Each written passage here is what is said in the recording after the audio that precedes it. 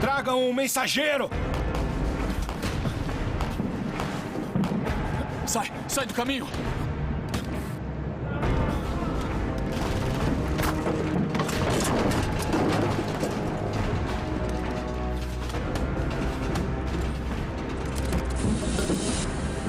Gás! Máscaras de gás! Agora!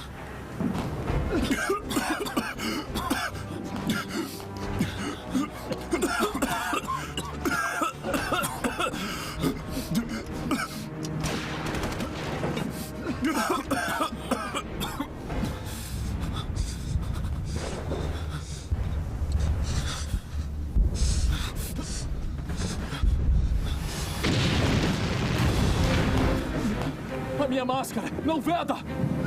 O meu bigode! A minha máscara não veda! Meu bigode não deixa vedar!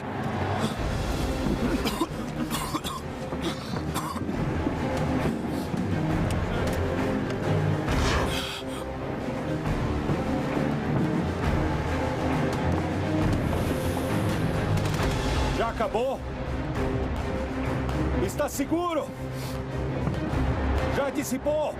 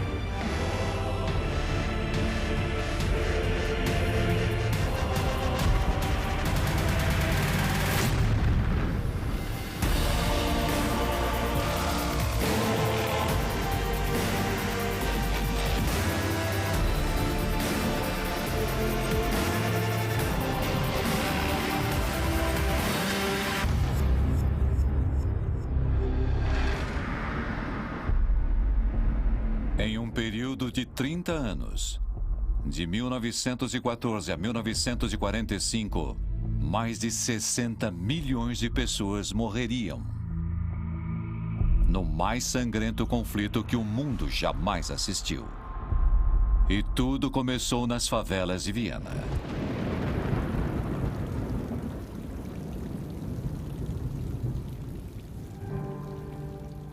Aos 25 anos de idade, Adolf Hitler é um pobre e solitário aspirante a artista, lutando para sobreviver.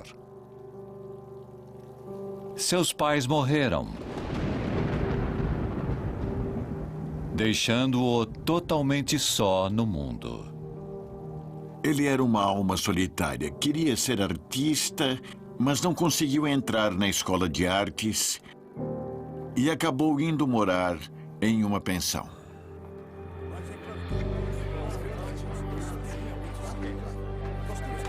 Sem meios de prover o próprio sustento, só conseguia algum dinheiro vendendo desenhos pela cidade.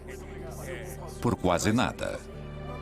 Hitler não tinha um plano B quando foi rejeitado. Ele simplesmente não sabia o que fazer, então começou a vaguear. Ele tinha pouquíssimo dinheiro e mal conseguia subsistir. Em essência, esperava algo acontecer. E logo, um evento fortuito a 720 quilômetros de distância mudaria tudo. Em 28 de junho de 1914, Franz Ferdinand, o arquiduque da Áustria, em visita a Sarajevo, foi assassinado. Os assassinos visavam recuperar partes do Império Austro-Húngaro à Grande Sérvia ou Iugoslávia. Daí, a um mês, o Império Austro-Húngaro declara guerra à Sérvia. Isso dispara uma reação em cadeia, forçando as grandes potências a tomarem lados. Emergindo da confusão, o Império Britânico, a República da França e a Rússia se unem e passam a ser conhecidos como os Aliados. Enquanto Áustria e Hungria, a Alemanha e o Império Otomano formam as potências do centro. Esta seria a Primeira Guerra Global. Homens de ambos os lados correm para juntar-se na luta. Hitler, em princípio, apenas se esquiva à convocação pelo exército austríaco. Sua visão antissemita o deixa relutante em lutar por sua pátria multicultural. Ele é um patriota germânico apaixonado.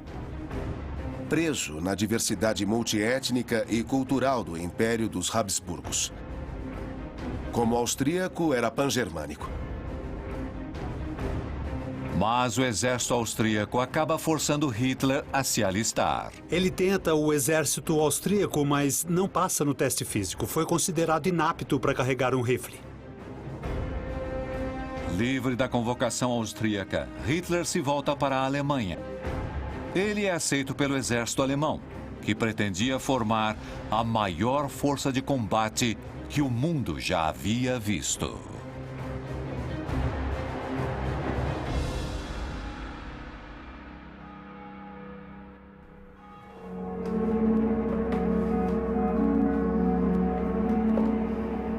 A Alemanha finalmente dá a Hitler o que ele sempre quis: um lugar a que pertencer. Integrar o exército alemão na Primeira Guerra Mundial foi algo que Hitler apreciou intensamente.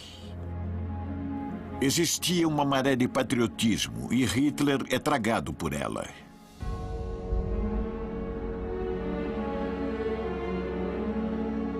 Ombro, arma! Apresentar arma!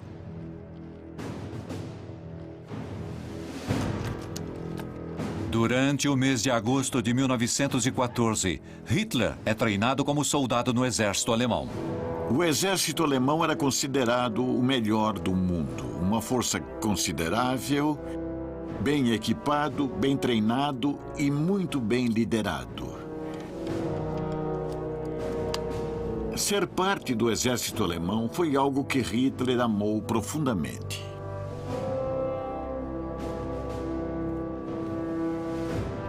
A estrutura de treinamento transformou Hitler em um devotado soldado alemão. Hitler juntou-se a 1,5 milhão de alemães marchando para a fronteira com a França e as forças aliadas unificadas. Na história das guerras, nunca exércitos tão grandes haviam se confrontado.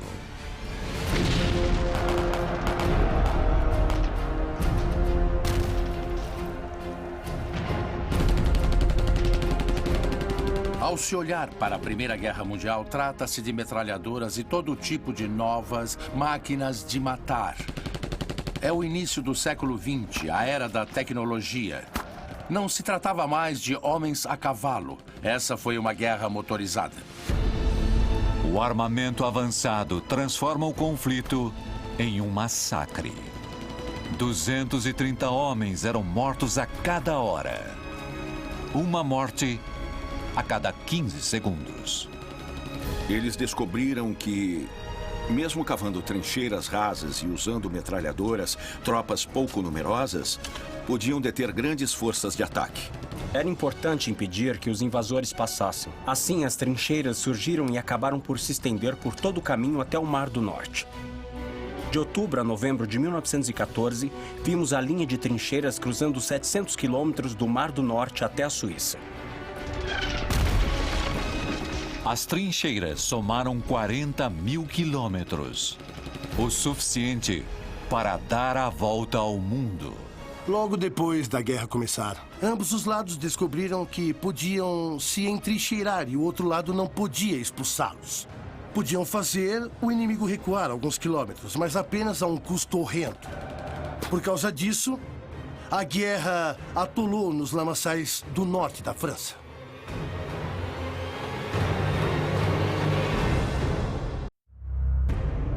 Tendo se movido rápido pela Bélgica neutra, a Alemanha agora se vê engalfinhada em terrível guerra de trincheira contra os aliados no norte da França. Durante a Primeira Guerra Mundial, o leste e o norte da França foram totalmente devastados. Não apenas pelas trincheiras, mas também por bombardeios. Dúzias de cidades e aldeias francesas deixaram de existir, foram totalmente destruídas.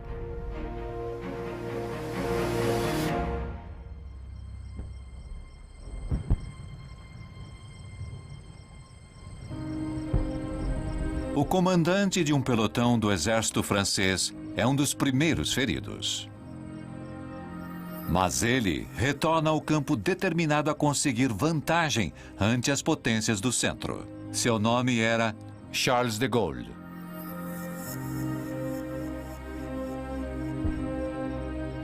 De Gaulle, pessoalmente, era uma pessoa muito arrogante. Ele preferiu a carreira militar porque acreditava na aventura. Ele acreditava nas campanhas de Napoleão. De Gaulle, filho de aristocratas e intelectuais, tinha um espírito patriótico.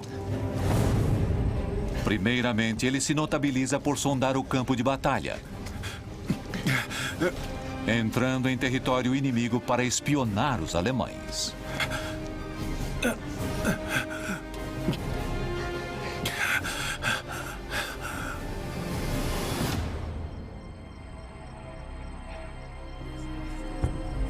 Missão após missão, de Gaulle retorna com informações vitais que lhe rendem uma citação por bravura. Ele se mostra um líder natural com um futuro promissor.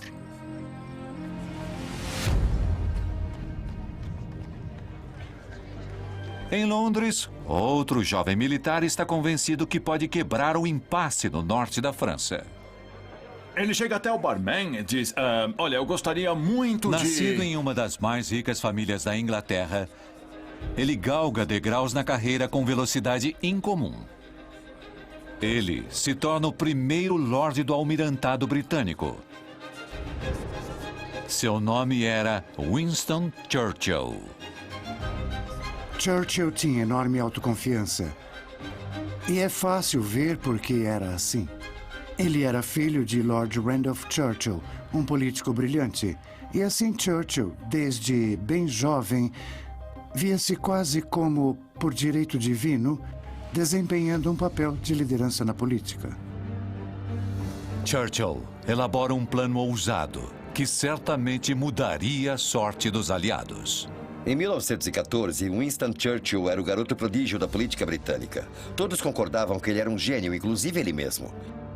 Ele tinha uma enorme vantagem.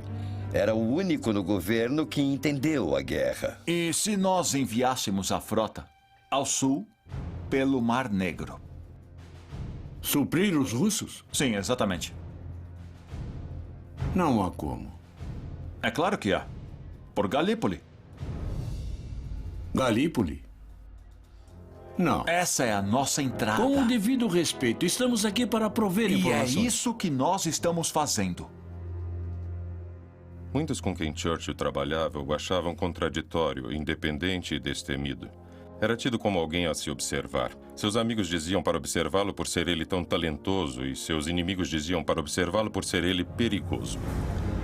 A península de Galípoli era muito bem vigiada pelas potências do centro.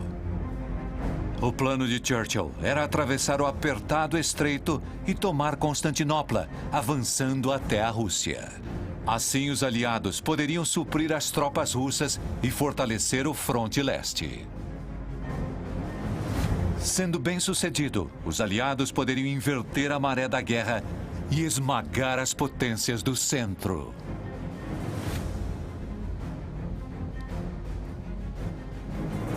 A armada compreendia mais de 100 vasos de guerra no que seria a maior invasão anfíbia que o mundo já havia visto.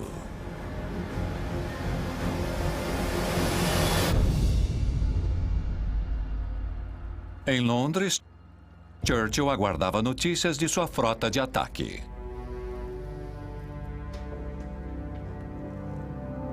Sempre me perguntam qual a decisão mais difícil que já tomei, e é sempre a decisão de enviar homens para a batalha, e a pior parte disso tudo é a noite em que a batalha começa.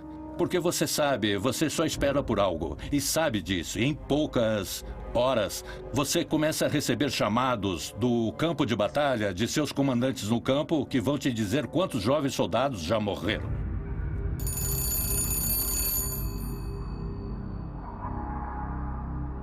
Sim. Estão próximos ao estreito.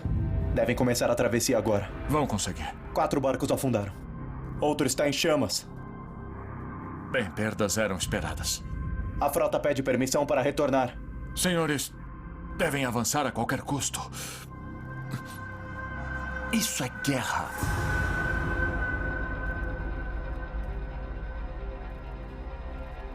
Horrorizados, na noite desse primeiro dia, os generais e almirantes descobriram que, em vez do ataque quase sem baixas que sonhavam para acabar com a matança no front ocidental, as tropas se defrontaram com uma barragem de fogo de metralhadoras e artilharia.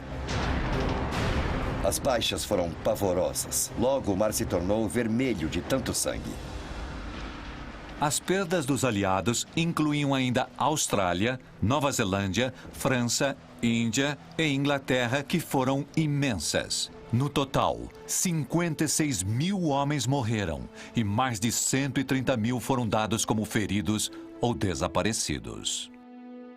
As notícias das terríveis baixas foram um tremendo choque para todos, especialmente na Austrália e Nova Zelândia. Nunca houve nada parecido em termos de baixas como o que aconteceu em 1915 em Galípoli.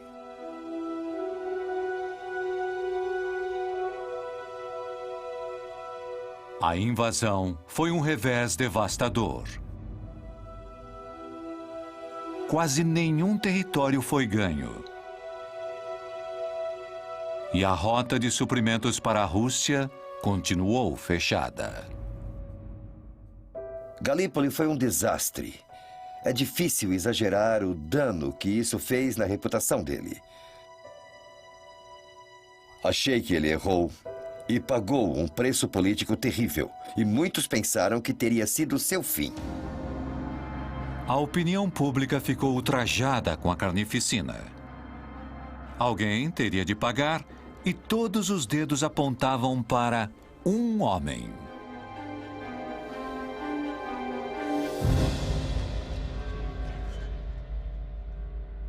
Agora acabou.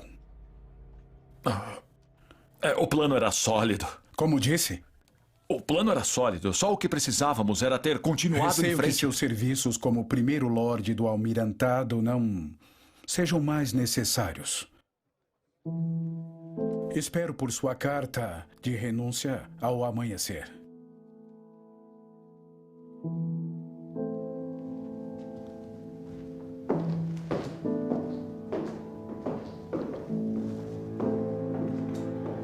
Quando Churchill teve de sair, ele achou que sua carreira estava acabada, terminada. E não era um melodrama de sua parte, ele bem podia ser melodramático, parecia que este era mesmo seu fim. É difícil imaginar Churchill sendo humilhado por algo como Galípoli. Mas ele foi execrado.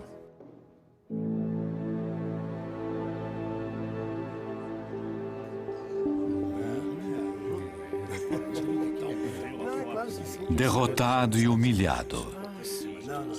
A carreira de Churchill estava arruinada. Foi-lhe oferecido um emprego de escriturário que ele recusou. Ele sabia que para ser redimido, precisaria de um novo caminho.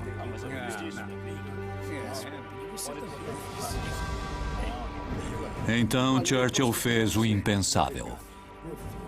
Alistou-se no exército britânico e seguiu direto para as linhas de frente.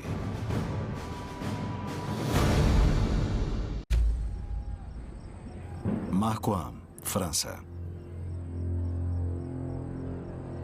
Entre os soldados alemães estacionados nas trincheiras do fronte ocidental está Adolf Hitler. Mesmo depois de meses na linha de frente, sua visão política extremista e aberto racismo o torna um proscrito entre os homens. Hitler era visto pelos outros soldados como um perdido, alguém um tanto peculiar e excêntrico, alguém fechado. Mas o que faltava em popularidade a Hitler, ele transformava em ambição cega. Mexam-se! O comandante quer que isso seja entregue no 3º Batalhão. Agora! Sim, senhor. O papel de Hitler como mensageiro era considerado como talvez um dos mais perigosos na guerra de trincheiras. Correndo de trincheira a trincheira, ficando exposto ao fogo do inimigo, a taxa de mortalidade entre os mensageiros era bastante significativa. Retirada!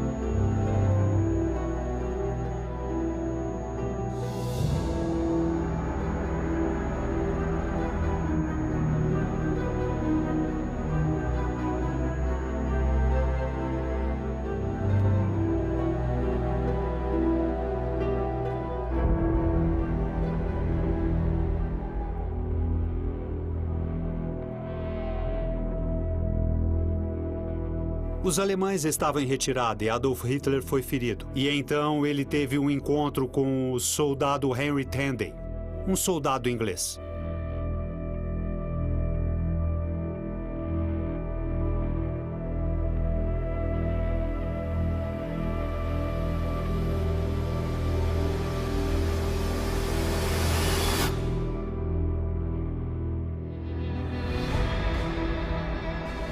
Tandey tinha Adolf Hitler em sua mira. E, mesmo tendo sido treinado para isso, ele não conseguiu puxar o gatilho.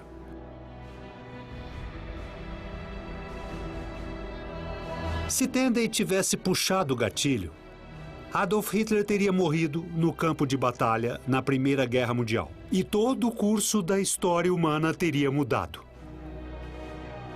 Com a vida poupada, Hitler começa a acreditar que está destinado à grandeza.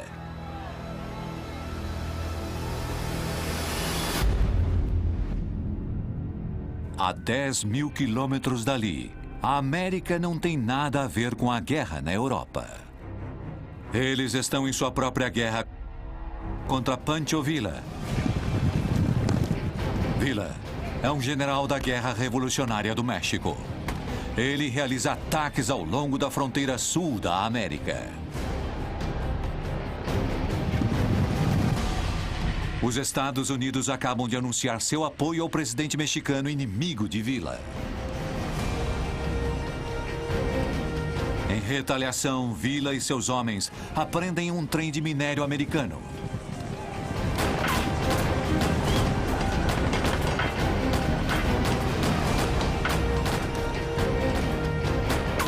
"16 civis americanos morrem no ataque, fazendo com que o exército americano entre em ação.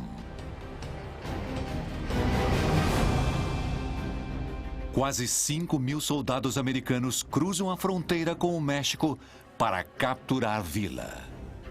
Mas combater uma força de guerrilha com um exército tradicional é quase impossível.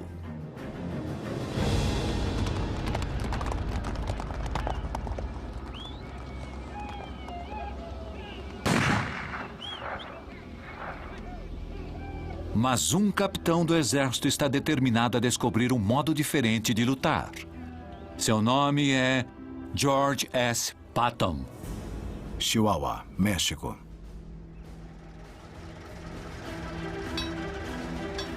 Os ancestrais de Patton lutaram na Guerra Revolucionária e na Guerra Civil. Ele cresceu desejando se tornar um herói militar. Ele tinha a reputação de ser esperto, duro e implacável. E tinha outra característica essencial na liderança militar. Ele entendia o poder da tecnologia e não queria lutar com cavalaria e cavalos. Ele buscava novas tecnologias que mudassem a natureza dos campos de batalha. E o carro era algo bem novo. Bastaria fixar uma metralhadora num carro e se obteria um instrumento de guerra.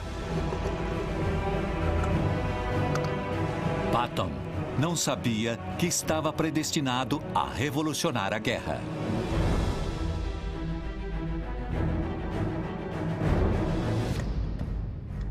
Acho que Patton sabia ir só em uma direção, que era para frente. Ele era carismático. Era um líder confiante. Acho que ele era um tanto egocêntrico. E isto é bom, contanto que se traduza em boa liderança, mas também pode ser prejudicial. Quase de imediato, Patton consegue pôr seu plano em ação.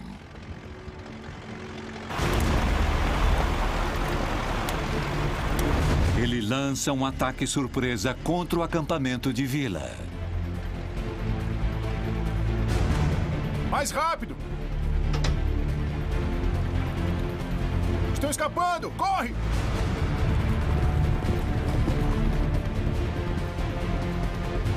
Se abaixa!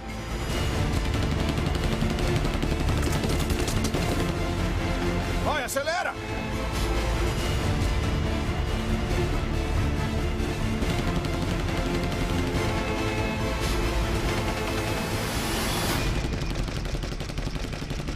Os bandidos não são páreos para Patton e suas forças móveis.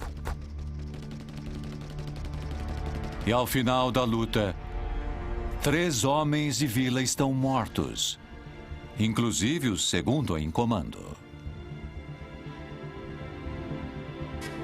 O primeiro uso de força motorizada pelo exército norte-americano foi um enorme sucesso. Frente Ocidental. Ao chegar à primavera de 1916, as batalhas prosseguem na Europa.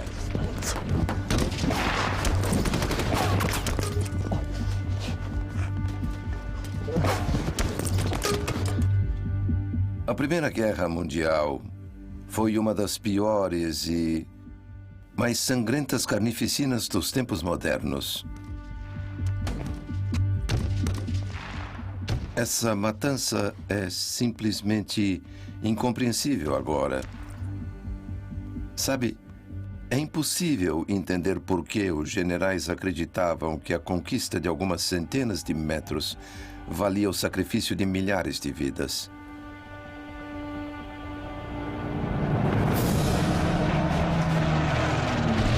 Com os aliados prensados contra a parede, a Alemanha tenta convencer a Itália a mudar de lado e juntar-se às potências do centro. Mas a Itália recusa a oferta e envia dezenas de milhares de homens aos Alpes italianos para fortificar suas fronteiras em caso de ataque.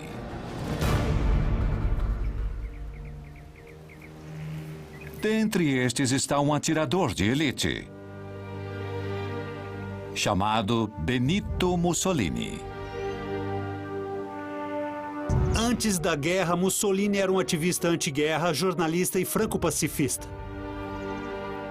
Mas depois de 2 anos na linha de frente, seu antigo socialismo torna-se um nacionalismo radical. E agora, ele se dispõe a fazer todo o necessário para defender sua pátria. O tempo que passou defendendo as fronteiras italianas deixa Mussolini com sede de recuperar a Itália. Mussolini se torna uma pessoa muito diferente da que era antes da guerra. Toda sua atitude relativa à nação e seu papel mudam. Ele desenvolve um sentido hipernacionalista, seu verdadeiro orgulho é seu país. Os horrores da guerra transformam Mussolini em um matador habilidoso. Algo que levará consigo de volta a Roma.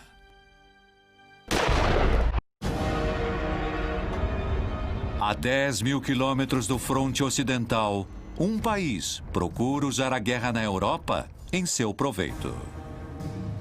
Kyoto, no Japão.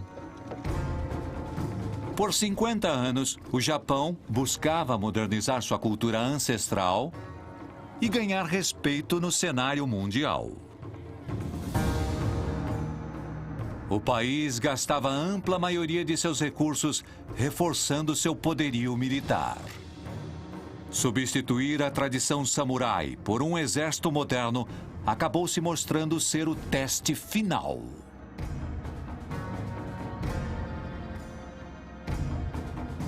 Os líderes japoneses viram a guerra na Europa como a oportunidade perfeita para assumirem seu lugar no cenário mundial. O Japão se junta às forças aliadas e declara guerra contra a Alemanha, passando então a invadir e ocupar territórios controlados pelos alemães no Pacífico, assegurando importantes rotas comerciais para a Grã-Bretanha. Enquanto o Japão expande seu império, um grupo de guerreiros de elite é criado para se juntar à luta.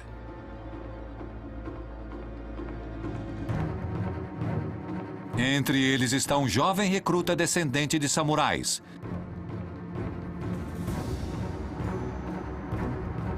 Seu nome é Hideki Tojo. Tojo era muito sério, ambicioso, trabalhava duro e ele também esperava seguir carreira no serviço militar. Ele pessoalmente era muito ambicioso em obter sucesso em sua profissão. De muitos modos, acho que seu futuro era muito promissor desde o início. Por 4 meses, Tojo suportará um dos mais brutais e fisicamente exigentes regimes de treinamento no mundo. Vocês são todos fracos, indignos de servir o imperador. Você é o que chamam de navalha.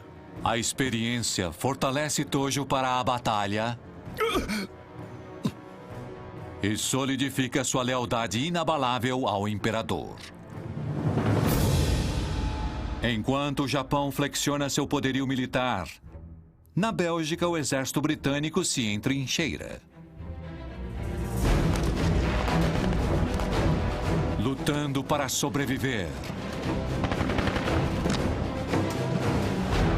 Desde o início da guerra, quase 400 mil soldados britânicos já haviam morrido apenas para serem substituídos por novos contingentes. Entre os novos recrutas está um homem lutando para superar a maior falha de sua vida. O comandante de batalhão Winston Churchill. Churchill se responsabilizou por tudo o que fez na vida. Ele nunca se omitiu. Ele foi abatido, humilhado por Galípoli e tinha de fazer algo. Por isso, pegou em armas e partiu como voluntário para as trincheiras. Foi algo muito perigoso que fez. Depressa! Vai!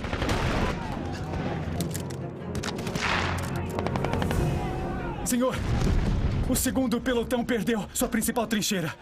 Chame o grupo reserva de morteiros do oeste agora.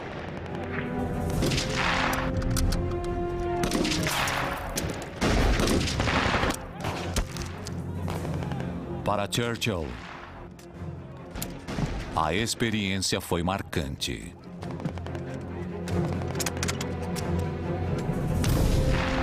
É algo tremendamente assustador para começar. A primeira vez que eu fui baleado, sabe, não é um jogo, é real. O cara não me acertou de jeito, matou outro, mas amanhã vai tentar me matar. Como se diz entre os militares, isso abre seus olhos.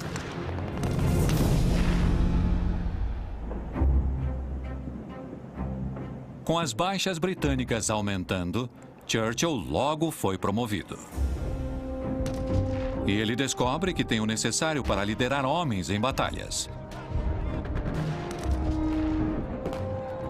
Para alguém com a ambição de Churchill, é o primeiro passo para a sua redenção. Em seu coração, Churchill sempre quis ser um grande guerreiro, um grande herói. Cuidado! Cuidado! Lá estava ele, no comando de 800 homens. Enquanto sonhava em comandar destinos em batalhas de milhões.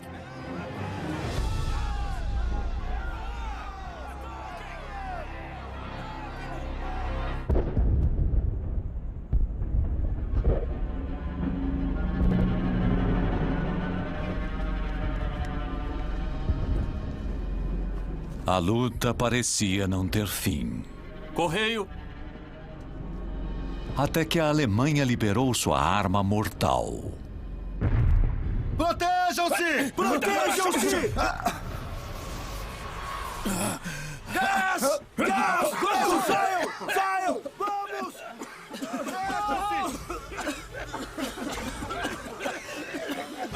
Põe as máscaras! Põe as máscaras! Põe as máscaras!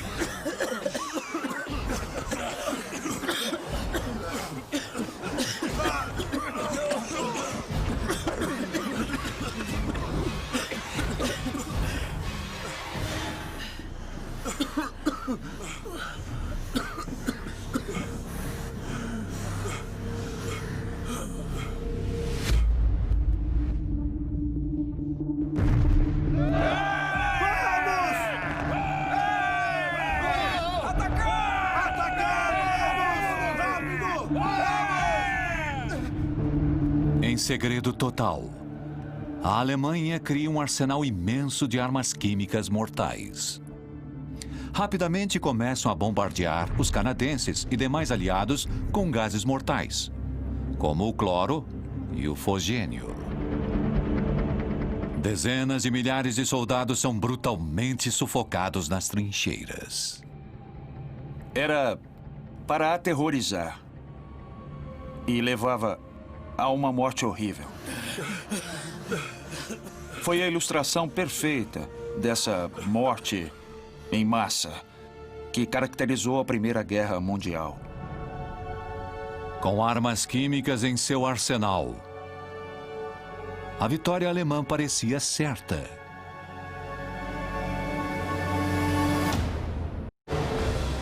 Inglaterra e França se desesperavam para mudar o curso da guerra.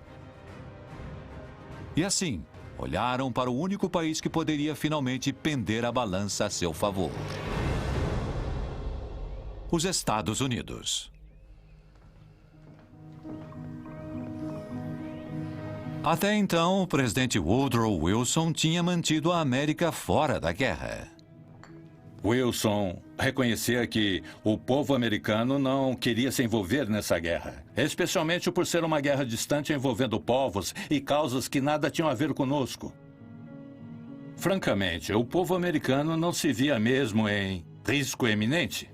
Mas com as hostilidades aumentando, Senhor presidente. Uma solução pacífica parecia cada vez mais distante. Como está, senhor presidente? E os conselheiros e Wilson o incitam a preparar as forças Temos que aumentar militares. nossas forças, porque em caso de possível ataque, teremos que nos defender. Dentre estes, destaca-se o secretário assistente da Marinha com 35 anos de idade, Franklin Delano Roosevelt. Senhor presidente, recomendo a imediata alocação de mais fundos para nossa Marinha, se quisermos nos manter em prontidão militar.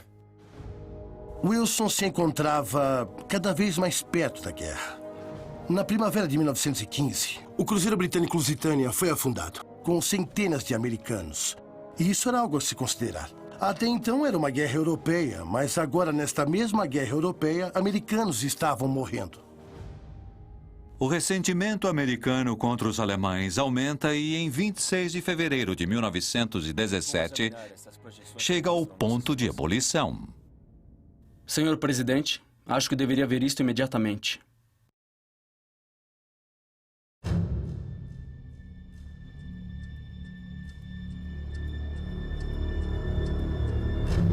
Os Estados Unidos interceptam um telegrama secreto dos alemães para o governo mexicano com uma proposta chocante.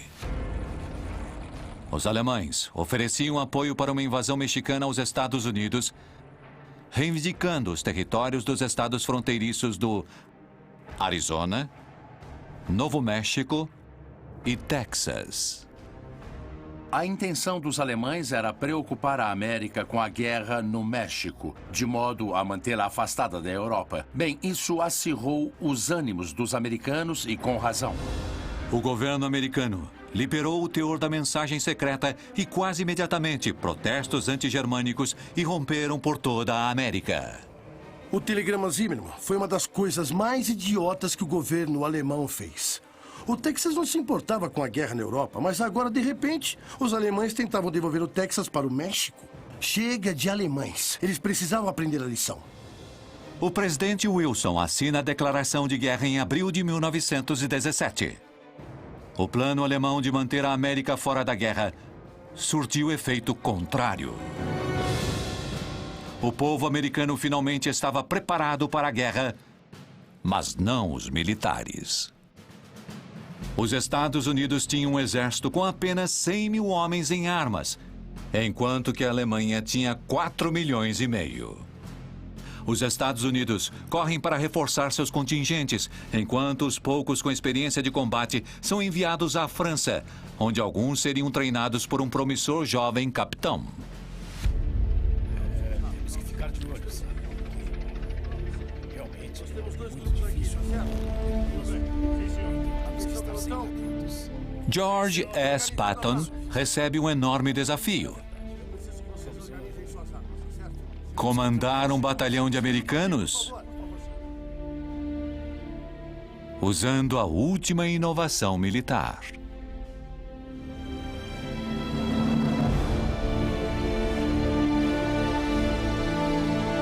O tanque.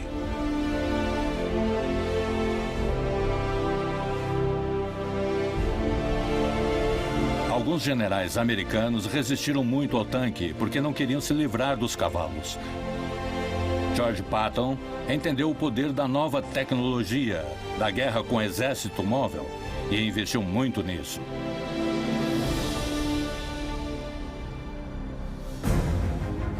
O tanque já era usado no fronte ocidental com algum sucesso, mas tinha pouca autonomia. Atolava na lama facilmente e seu tamanho avantajado tornava difícil incorporá-lo em manobras militares.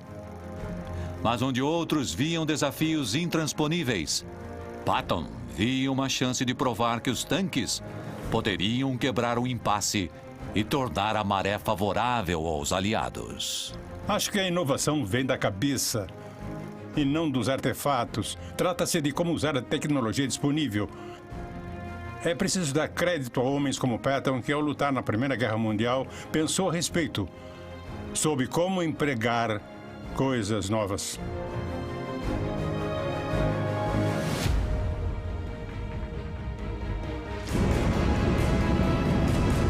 Patton sabia que a aposta era alta.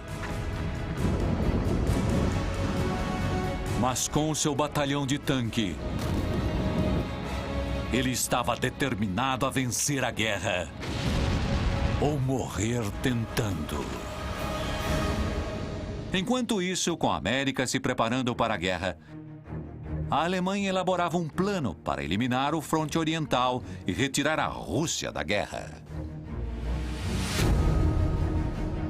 3 dias depois de a América entrar na guerra, os alemães carregaram sua arma secreta em um trem pesadamente guarnecido com destino à Rússia.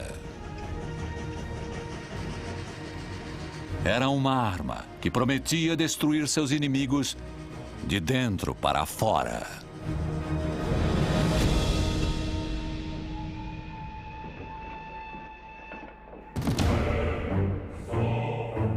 Essa arma era Vladimir Lenin. O líder dos revolucionários comunistas da Rússia. Com deserções em massa no fronte leste e levantes civis em casa, Lenin acredita que poderá finalmente derrubar o governo russo.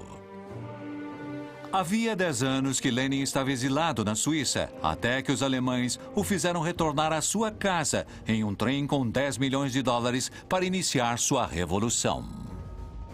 Os alemães resolveram assumir essa enorme aposta, levando Lenin de volta para a Rússia para iniciar uma revolução que retiraria a Rússia da guerra. Foi uma das mais radicais jogadas que poderiam fazer. Ao chegar a Moscou, Lenin é saudado por um de seus maiores revolucionários comunistas. Por 6 vezes foi exilado na Sibéria e por 6 vezes conseguiu escapar. Seu nome, Joseph Stalin. Camarada? Camarada? Vem, vou mostrar seu escritório. Reunidos, Stalin apoia Lenin enquanto este planeja sua rebelião armada, conforme os alemães desejavam. Pelos meses seguintes, Lenin e Stalin recrutam uma enorme milícia de trabalhadores.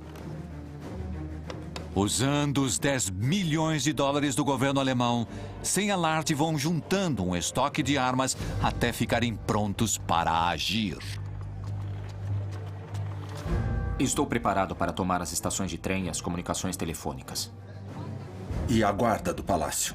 Muitas de nossas fontes confirmam que são simpáticos à nossa causa. Nosso sincronismo tem que ser perfeito.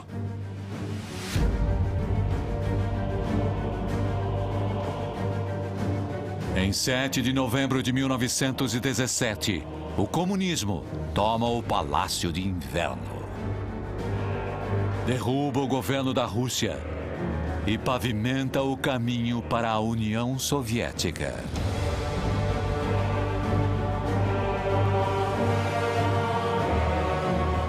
Isso é só o começo, camarada.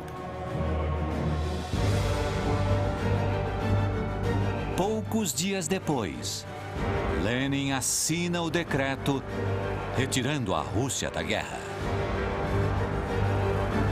O plano alemão deu certo e os leva a um passo mais perto da vitória. No próximo Guerras Mundiais, a América entra na luta. Mexam-se, mexam-se, mexam-se, mexam-se! Com os aliados firmes ao longo do fronte ocidental. Disparar! Uma nova arma de destruição é introduzida no campo de batalha e um soldado destemido arrisca-se a tudo para retornar à luta. E mesmo quando a paz está ao alcance, novas rivalidades começam. Estamos em guerra desde que erguemos a bandeira de nossa revolução. E novas rebeliões nascem. Já chega! A revolução começou!